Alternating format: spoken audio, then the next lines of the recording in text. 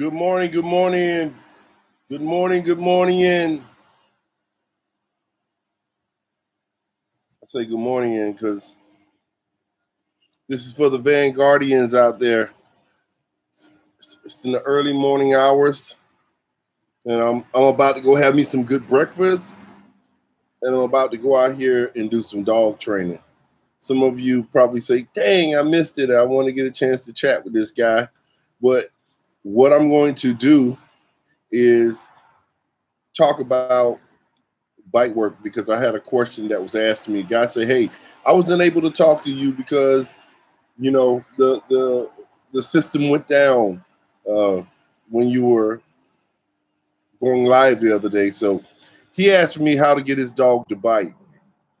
And I said, you know, I could say go to my archive because that's what my archive is loaded with. Protection training videos, prey drive billing videos, bringing in the new helper videos, civil protection videos. So with that being said, if you're going to train your puppies for protection, the most important thing you want to do is create a very confident dog by exposing him or her to the world, to everything in its surroundings, making that puppy confident. Because if you don't have a confident dog, don't expect to have a pure, solid protection dog that's dependable. And reliability is the most important part because you think you have a dog that's confident and you want to train it protection, and it can't handle the stress of the protection, the pressure that the decoy or the helper may put on it. And in the real world, when your life is on the line, you're going to get yourself killed or hurt very bad. So when it comes to protection, the foundation is the prey work, building prey drive, teaching the dog to bite the tugs, your little toys or anything else that you create. You want to do that. And you want to start with the basic. Too many of you guys out there. And if you're going to be a Vanguardian, the first rule, because I'm letting you all are my apprentices. Or if you're a dog trainer and you just need to come here and get some information that something you forgot and I need to refresh in your mind, I still say that we all need to, when we're talking about training dogs. Everybody is so much in a rush around here. I mean, everybody, when I say everybody, what I'm saying is those of you who have dogs that are only 5 months old, 3 months old, 6 months old, a year, and you want him to bite the neighbor in the rear end that walked up to your door. You can't expect that when you have not placed the foundation in your dog. You haven't built a connection with the dog for marking your commands, your trigger words, you know, and you have not, you do not understand what dog training is or what protection is for the dog and what it really is for us to feel like we truly have the dog that can protect us. So stop being in a rush. Some bloodlines don't crank up till later. My bloodline shows that at very young age, and you expect your dog to be on the level of my dogs. And you can't expect your dog to be on my dog's level for two reasons. One, you don't have the genetics I have. I bred my dogs with all of these thoughts of prey drive, high thresholds, low thresholds for certain behaviors that makes a perfect dog for me. Plus, the dog, you may not have the knowledge and the skills that I have, but you can get there if you watch the videos, if you listen, if you slow down, if you go back in the archive, mimic what you see. There's no way in the world that you won't have the perfect dog in the end. So I'm going to start this whole series of protection work because that's what I do best,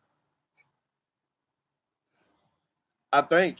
So I'm going to start a whole new series because I'm going to do some protection work with this little 12-week-old puppy, Eli, he's about 13 weeks now. Eli that you guys have been seeing me handling on YouTube here, and you're gonna look at these videos and be like, that's not good, that's not great, that's not what I want to see. I want to see him run somebody off. Dude, listen, he's not gonna run nobody off until we put in his head to run out there at the little thing and play the tug and bite and re-bite, focus, get him to focus.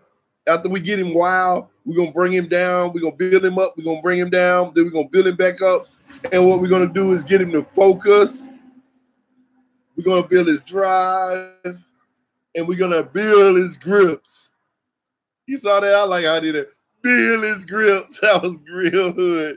So we're going to build his focus, drive, and grips. Then after we do focus, drive, and grip, we're going to take the dog and introduce him to playing the game with somebody else, because I'm the best at making him all hype, but then I want to switch it over to the helper. Then we're going to take the helper and we're going to go from the arm, we're going to go from the leg.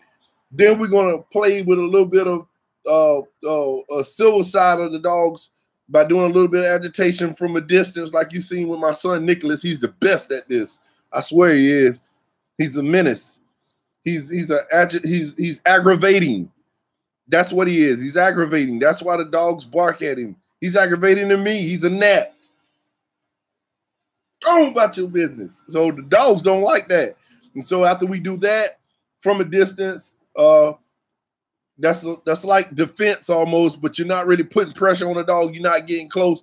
Then I'm going to come back and we're going to do some leg moves, the fancy footwork that Nicholas does, and teach the dog. You know, the dog's going to see the familiarization of the games that we play with him in prey / the civil defense that he doesn't like the new assailant.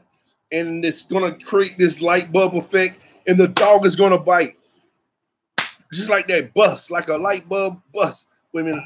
Can we do this on light? Look, it didn't work. I was supposed to make it bust. But anyway, we're going to do that. And then you'll see exactly how you get that. And if you can read, each one of you are going to have to, ask questions when you feel like you have fallen behind. You're going to have to practice what you're preaching, that you're going to create a protection dog. And then we are going to build our own protection dogs at the same time. And we won't need any help from any other dog trainers. We just need a few friends around, and a few family members and those around the house to help us with what we're doing.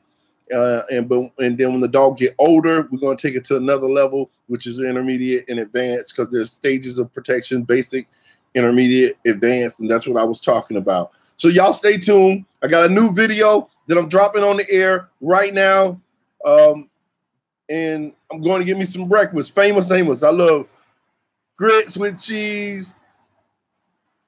I don't really care about meat, but I'll eat steak or turkey, sausage, and sometimes ham, or fish mainly. But I just like grits with cheese, lots of butter, and scrambled eggs. Not too hard, but kind of sometimes sunny side up, or I think they call it parch when you flip it over. And I definitely love my biscuits like I like my women, light, almost white, and fluffy. Okay, for the next time, Vanguardians, I'll be back this evening with another live video. So I don't know why the chat isn't working, but we'll have the chat on for all of you. So get ready for the new series of Vanguard Canines, building a puppy up to bite into the adult total man stopper. Peace and love. VanguardK9.com. Oh yeah, share these videos.